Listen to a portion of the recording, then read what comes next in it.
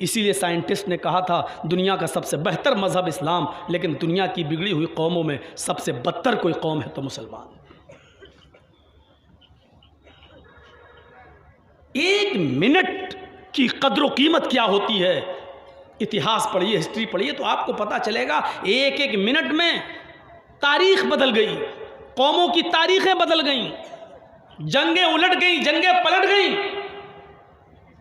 और जब अंग्रेज़ों की यहाँ हुकूमत थी और महात्मा गांधी को सिर्फ अंग्रेज़ों ने 2 मिनट का टाइम दिया था बोलने के लिए कि आपको ज़्यादा टाइम नहीं, तो कलकत्ता के मैदान में महात्मा गांधी ने ईस्ट इंडिया कंपनी पढ़ी और देखिए महात्मा गांधी ने 2 ही मिनट में अपनी बात को पूरा करते हुए क्या कहा था, लोगों, भारतवासियों, देश की हालत यूं है, हमें यूं करना है, बस इतना कहा था और हट जाते हैं।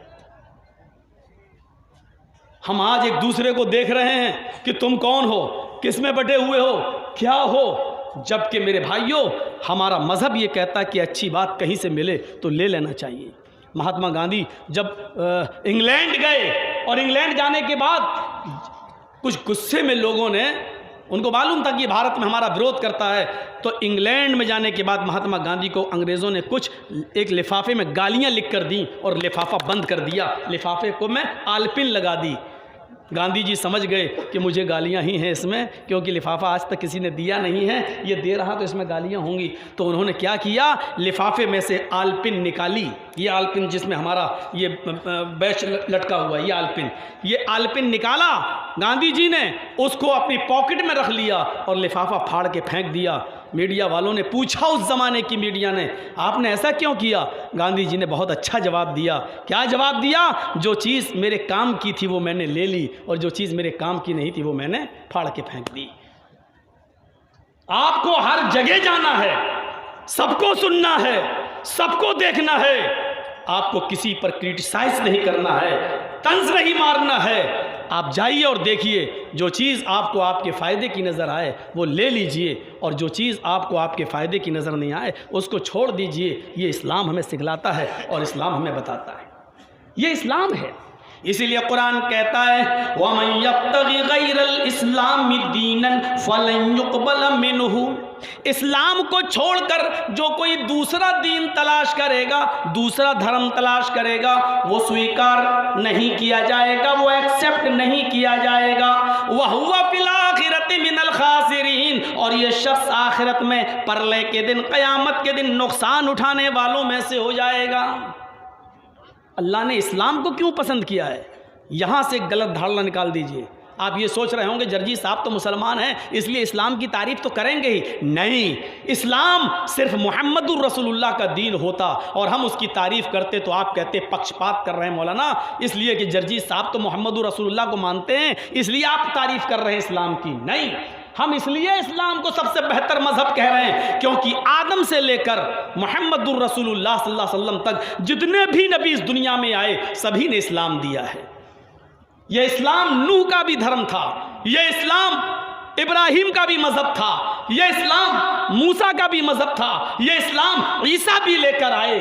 इसीलिए कुरान पढ़िए, इसने साफ कहा है कि मुहम्मदुर रसूलुल्लाह जो दीन लेकर आए ये उनका नहीं है, इस्लाम सिर्फ उनका नहीं है। मुहम्मदुर रसूलुल्लाह से पहले भी जितने नबी इस दुनिया में आए वो सब इस्लाम ही की दावत देते थे। शरअ लकुम मिनद्दीनि मा वस्सा बिही नूहन वल्लज़ी औहैना इलैक व मा वस्सैना बिही इब्राहीम व मूसा व ईसा नक़ीमुद्दीन, ये कहता है कुरान।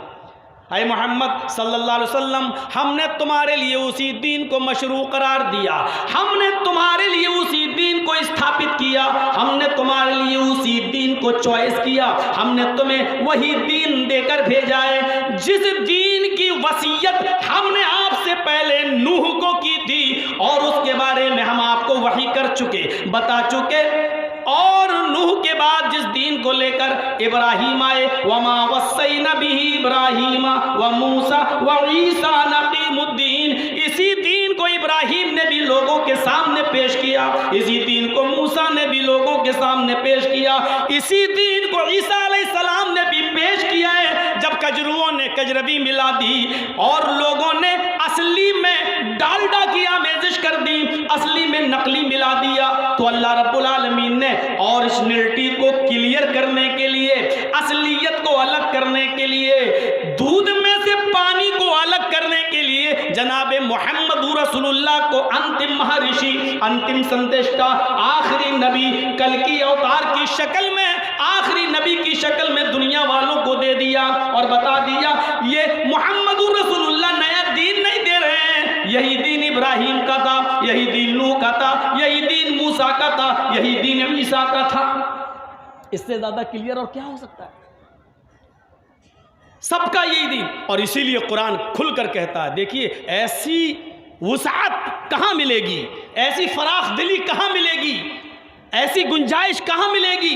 कुल या अहलल किताबी तालौ इला कलिमतिन सवाइन बैनना व बैनकुम। आए मोहम्मद सल्लल्लाहु अलैहि वसल्लम, आप पहले किताब में ऐलान कर दो, आप तौरात वालों को, ज़बूर वालों को, इंजील वालों को बता दो, आए अहले किताब, आए यहूदियों, आए ईसाइयों, आए दाऊदियों, आए ज़बूर पढ़ने वालों, आए दाऊद अलैहिस्सलाम के मानने वालों, आए वो लोगों जिनको आसमानी किताबें दी गई हैं, आए यहूदियों, ईसाइयों, तालौ इला कलिमतिन सवाइन बैनना व बैनकुम, आओ एक ऐसे कलमे की तरफ, तालौ इला कलिमतिन, आओ एक ऐसे मूल मंत्र की तरफ, आओ एक ऐसे कलमे की तरफ जो हमारे और तुम्हारे दरमियान बराबर है। कुरान कहाँ कह रहा है कि ये ला इलाहा इल्लल्लाह सिर्फ हमारा कलमा है।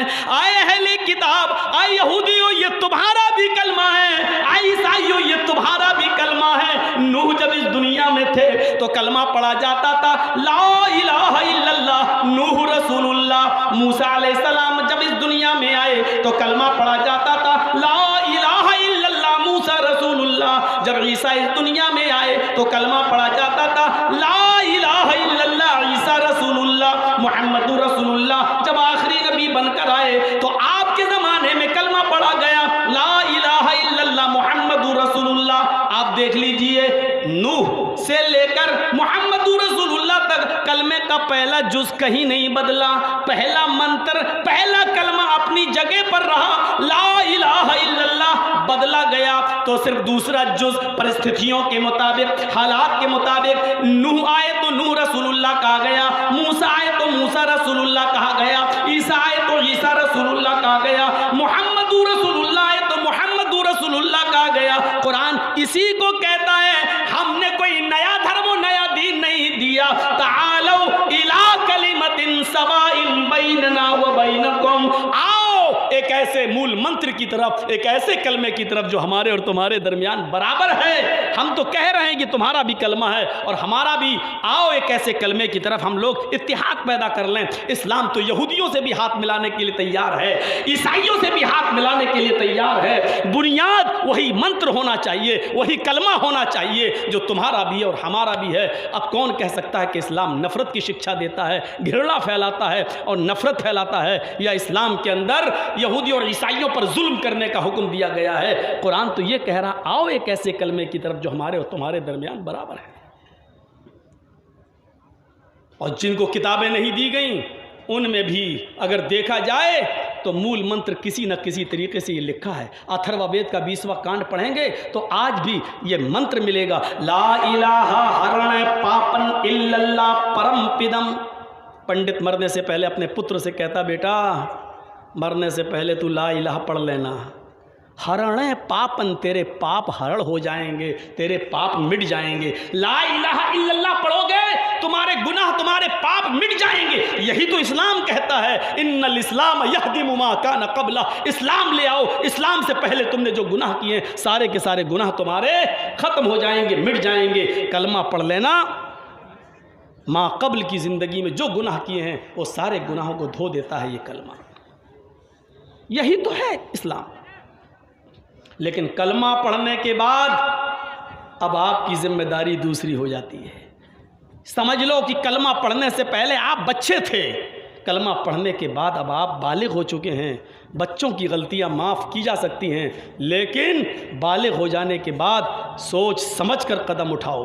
कभी आपने देखा है जब आपका बच्चा नर्सरी में पढ़ता है, LKG में पढ़ता है, UKG में पढ़ता है, फिर फर्स्ट में आता है, तो आप नज़र डालिए आपके स्कूल का मैनेजमेंट उस बच्चे के हाथ में उसकी टीचर पेंसिल दे देती है मसाले वाली और साथ में रेज़र देती है। बच्चा लिखता है, गलती करता है, टीचर मिटाती है और मिटवाती है। बच्चा फिर गलती करता है, फिर उसको मिटवाया जाता है। उसके हाथ में कलम नहीं दिया जाता, पेन नहीं दिया जाता, पेंसिल दी जाती है।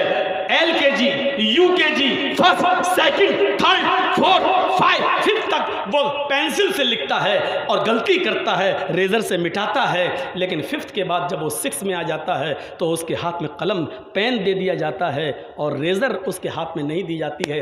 अब वो बच्चा 6th क्लास से फिर इंटर तक BA और MA और PA फिर आगे जितना भी पढ़ता है उसके हाथ में पेन होता है, रेजर नहीं होता है, क्योंकि अब स्कूल का मैनेजमेंट इस बात की तरफ इशारा कर रहा है कि अब तुम 6th क्लास में आ चुके हो, तुम्हारी उम्र 11-12 साल की से ऊपर जा चुकी है। अब तुम बच्चे नहीं रहे, जब बच्चे थे तो तुम्हारी गलतियां मिटाई जाती थी। अब सोच समझ कर लिखना, क्योंकि तुम बड़े हो चुके हो, 6 में आ चुके हो। अब अगर गलती करोगे तो ये गलती को मिटाने के लिए रेजर तुम्हें नहीं मिलेगा। मेरे भाइयों, यही इस्लाम का उसूल और ज़ाब्ता है। इस्लाम से पहले तुमने जानने अनजाने में जो भी गुनाह किए हैं वो माफ़ कर दिए जाएंगे, मिटा दिए जाएंगे। लेकिन इस्लाम लाने के बाद, कलमा पढ़ने के बाद गोया कि पेंसिल का ज़माना तुम्हारा ख़त्म हो चुका है। अब पेन तुम्हारे हाथ में दे दिया गया है, कलम तुम्हारे हाथ में दे दिया गया है। ला इलाहा इल्लल्लाह का इकरार तुमने किया है, अल्लाह के अलावा कोई माबूद नहीं, इस तौहीद का इकरार किया है तुमने। ला इलाहा बड़ी वुसात रखता है अपने अंदर, और पहले तमाम माबूदाने बातिला का इनकार, उसके बाद लफ्ज़ इल्लल्लाह कहकर एक अल्लाह का इकरार बहुत कुछ सिखाता है हमें, बहुत कुछ सिखाता है। और ये बहुत कुछ हमें अंदर से झंझोड़ता भी है कि सुनो, और गुनाह अगर करोगे तो माफ़ किए जा सकते हैं, लेकिन ला इलाहा इल्लल्लाह जो पढ़ रहे हो इसके साथ समझौता बर्दाश्त नहीं किया जाएगा। इन्नल्लाह ला यग़फ़िरु अन युश्रका बिही व यग़फ़िरु मा दूना ज़ालिक। शिर्क करोगे तो हम माफ़ नहीं करेंगे। अल्लाह के अलावा किसी गैर के सामने सर झुकाओगे तो हम माफ़ नहीं करेंगे। अल्लाह के अलावा किसी और को अपना माबूद समझोगे तो हम माफ़ नहीं करेंगे। इसके अलावा जो भी तुम गुनाह करते हो, मैं गफूर रहीम हूँ, तुम्हें माफ़ करने का हक़ रखता हूँ। मेरे प्यारे साथियों, इस्लाम लाने के बाद गोया कि कलम हमारे हाथ में है, पेन हमारे हाथ में है, जो भी कदम उठाना है सोच समझ के उठाना है। शराब की बोतल उठाने से पहले सोच लेना इस्लाम ने शराब के लिए कौन सी बाउंड्री मुतय्यन कर दी है।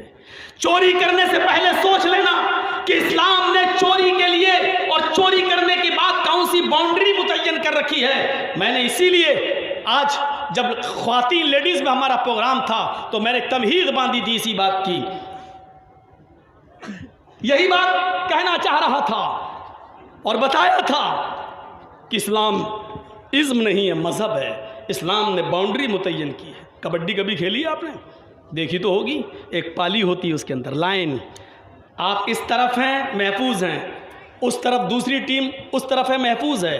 अगर वहाँ के किसी आदमी ने इस लाइन को क्रॉस करके आपके अंदर घुस गया, लाइन क्रॉस करके आपकी एरिया में आ गया कबड्डी कबड्डी कहते हुए, तो आपको पूरा इख्तियार है कि आप उसको पकड़ सकते हैं, आप उसको खींच सकते हैं, आप उसको अरेस्ट कर सकते हैं, क्योंकि उसने अपनी बाउंड्री क्रॉस कर दी, अपनी सीमा को क्रॉस कर दिया। आपका आदमी जब बाउंड्री के इस तरफ है महफूज है, जब बाउंड्री को क्रॉस करके, लाइन को क्रॉस करके दूसरी तरफ जाता है तो आपका आदमी खतरे में है, किसी वक्त भी पकड़ा जा सकता है। इस्लाम ने एक लाइन मुतय्यन कर दी, जब तक यहाँ हो महफूज हो, और जब इस लाइन को क्रॉस करोगे, शराब पीने वाले, जुआ खेलने वाले, जिना करने वाले, ये तमाम लोग पापी और कबाबी हर हैसियत से देखें कि इस्लाम ने क्या बाउंड्री मुतय्यन की है। दूसरे मज़हब को आप पढ़ेंगे तो हिंदू धर्म में साफ लिखा हुआ है कि जुआ खेलोगे तो भैंस का जन्म होगा, वहाँ आवागमन है, पुनर्जन्म बहुत बाद में है, पहले आवागमन है। एक इस आदमी की रूह कई, उनके यहाँ 7 जन्म माने जाते हैं, लेकिन गुनाह की एक लिस्ट बनी हुई है। जुआ खेलोगे तो भैंस का जन्म होगा, रिश्वत खाओगे तो कुत्ते का जन्म होगा, चोरी करोगे तो बिल्ली का जन्म होगा, किसी लड़की पर गलत नज़र डालकर देखोगे तो अगला जन्म लड़की का होगा। मनुस्मृति का 12वां अध्याय पूरा पढ़ जाइए, आपको पूरी एक लिस्ट मिल जाएगी। उसमें तो यहाँ तक लिखा है, ये करोगे तो आलू बनोगे, ये करोगे तो चावल बनोगे, ये करोगे तो हरा धनिया बनोगे, ये करोगे तो बैगन बनोगे, ये करोगे तो करेला बनोगे। एक एक जुर्म की सज़ा लिखी हुई है। अब उतनी हमें याद थोड़ी हैं। 4 चीज़ें हमें याद थी जो अपने दिमाग में रखे हुए हैं। जुआ खेलोगे तो भैंस का जन्म होगा, रिश्वत खाओगे तो कुत्ते का जन्म होगा, चोरी करोगे तो बिल्ली का जन्म होगा, और किसी लड़की पर गलत नज़र डालोगे